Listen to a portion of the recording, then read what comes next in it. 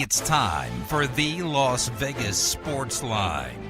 Brought to you by the Golden Nugget with sports director Tony Miller. Money won is twice as sweet as money earned. Presented by WagerTalk.com. All right, here we go. It's the Friday edition of the Las Vegas Sportsline. It is brought to you by the Golden Nugget, and that means Tony Miller. Big T will be joining us in just a little bit. We'll go behind the counter and check out what's happening in terms of the action front in both the big college games and this weekend's NFL slate. Ari Platinum's producing the show. Kelly Stewart. Kelly in Vegas will be with us later on. Teddy Covers. Ted Savransky is here right now, and I'm Dave Cokin. Some big stuff last night. Golden Knights, Cowboys. But the real big story of last night, in case you missed it, and this is as big as it gets. You know where I'm going with this, right, Teddy? I have no idea. I don't know how you missed it. What kind of preparation is that? Hmm? The St. Louis College of Pharmacy has broken its 107-game college basketball losing streak. They defeated Lindenwood Bellevue 77-66. Damn it. I had Lindenwood Belleville for a big play last night. I can't believe I lost that. All right, so here, for all the money, what is the nickname of the St. Louis College of Pharmacy? This is the weirdest nickname I have ever heard. Weirder than Billikens? Way weirder. All right, go. I mean, St. Louis has got some weird nicknames for their teams, evidently. The Fighting Eutectics.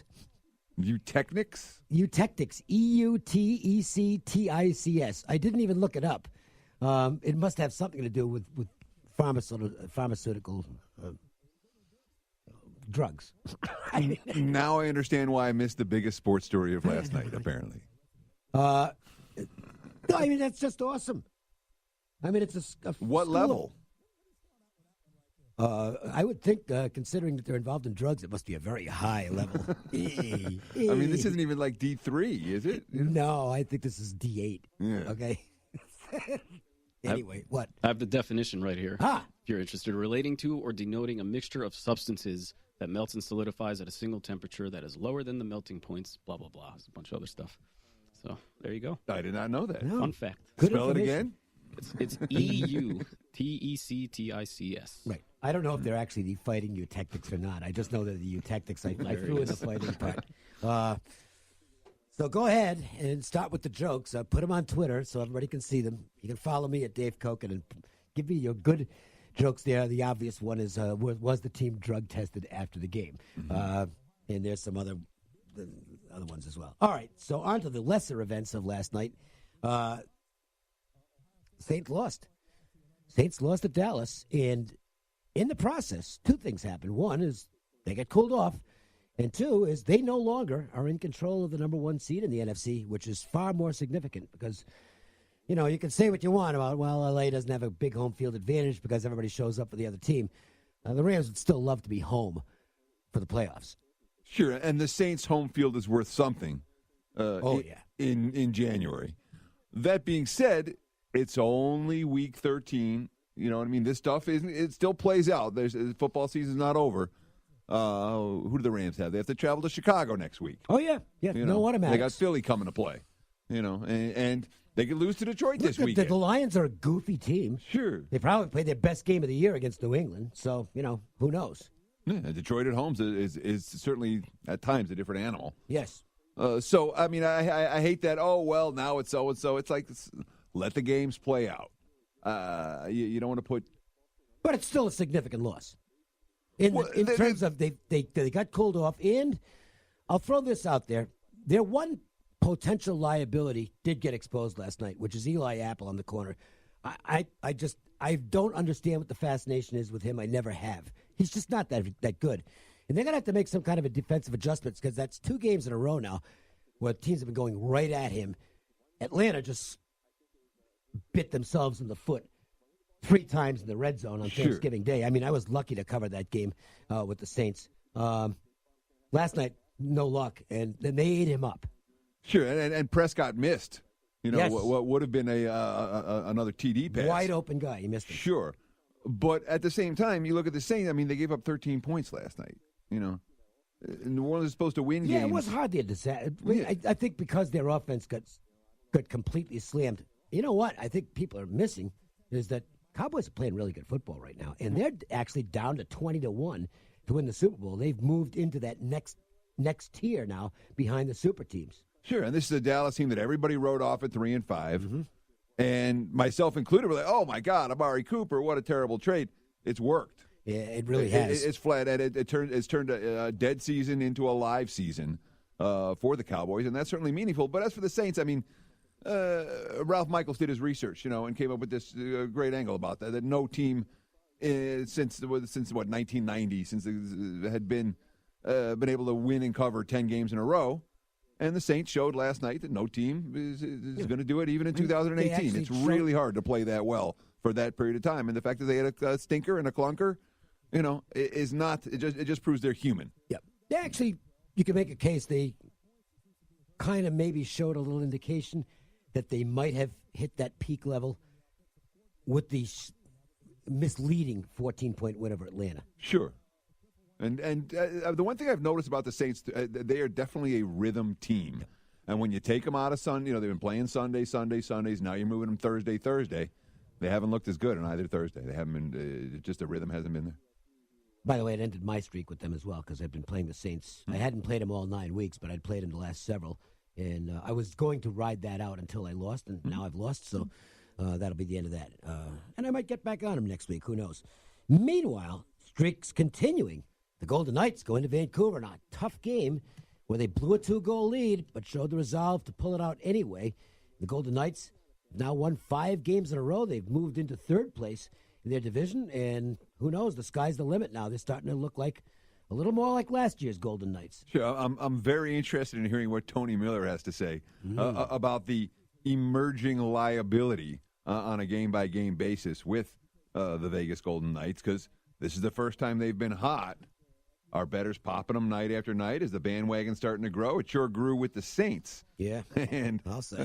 With a local team like the Golden Knights, these bandwagons tend to grow fairly quickly. It is time for us to look ahead to this evening, and we will do so with the Friday MJ Christensen 4 at 4. 1, 2, 3 into the 4. Put them fours up. Put the fours up, I said. Do it right now. Tonight's action is just around the bend, and the guys want to get your night off to a great start. 4. It's the Las Vegas Sportsline's 4 at 4. Not 1, not 2, not 3, but 4.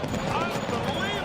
It is the last day of November, but it's not the last day of the great sales taking place right now at MJ Christensen at Boca Park. That's their one location. They've started Black Friday on November 12th. They beat basically everybody to the starting line on that. And they're continuing it every day right up until Christmas. A different Black Friday sales event every day at MJ Christensen. Check it out at their website, mjchristensen.com.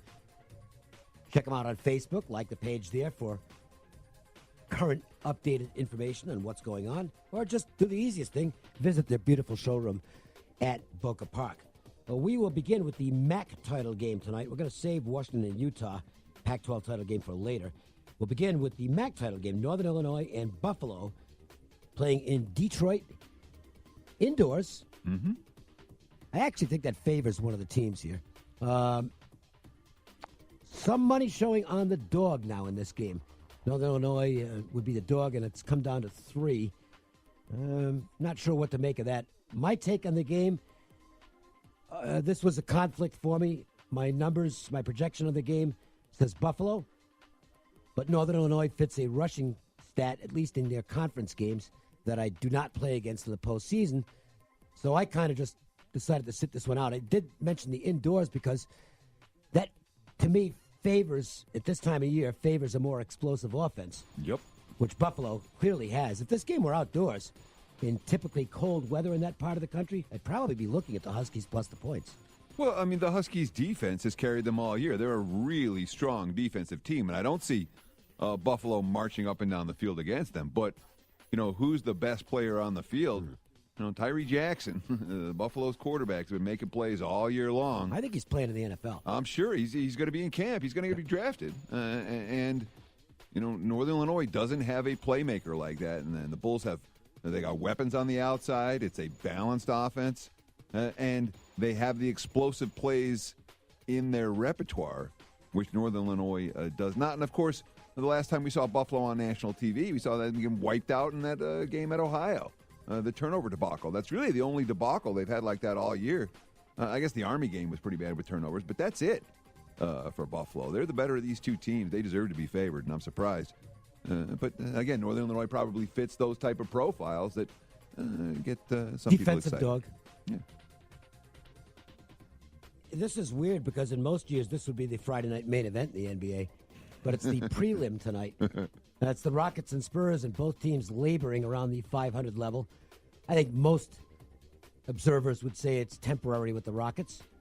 Maybe not so much with the Spurs, who kind of look like they might just be a kind of a 500 team this year. What are you seeing tonight? Well, I mean, right now the Rockets are ranked, the 14th seed out of 15 in the West. So I wouldn't be assuming the Spurs are in the same neighborhood. Well, the Spurs are at least they're tied for 11.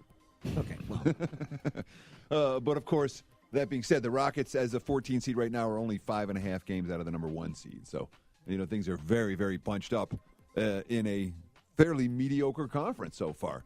Certainly, yes. From a spot perspective, the Spurs didn't just get beat in the last game; they got annihilated in Minnesota. And this is a team that hasn't been able to win back-to-back games, hasn't been able to put two good efforts together. And, you think about the stars there, Aldridge, and DeRozan, and Gay, they have the names.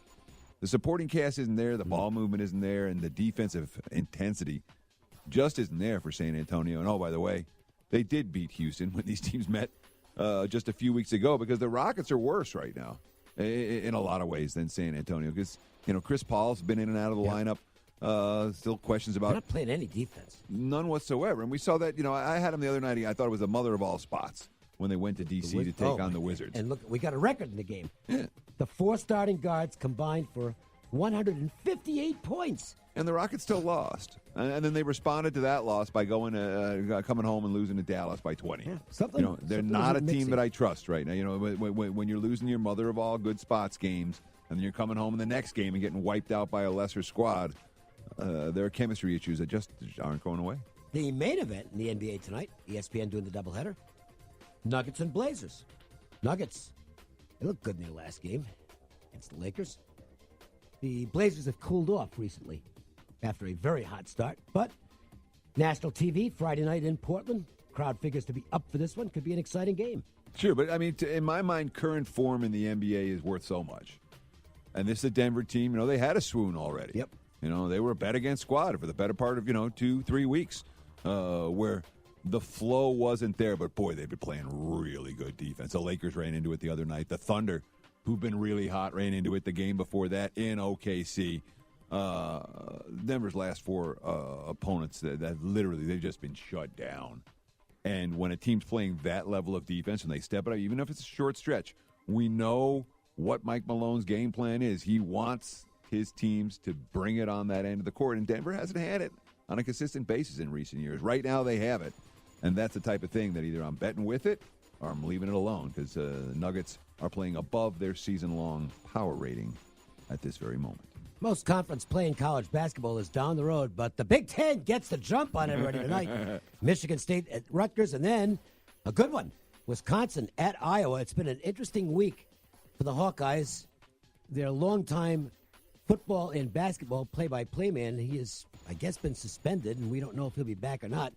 He made some unflattering, they weren't offensive comments, it wasn't that route, but he basically was very critical of the recruiting that's taking place with the basketball team. And he said it into an open mic. He didn't know the mic was on at the time. Oops. First rule you learn in this business is always assume the mic is hot. He forgot that rule, and they had to call press conferences with the coach, the athletic director.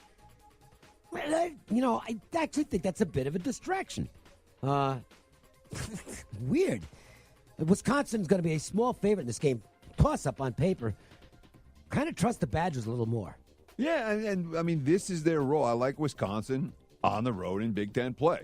It's a veteran squad. Obviously, you have one of the best players in the nation in Happ.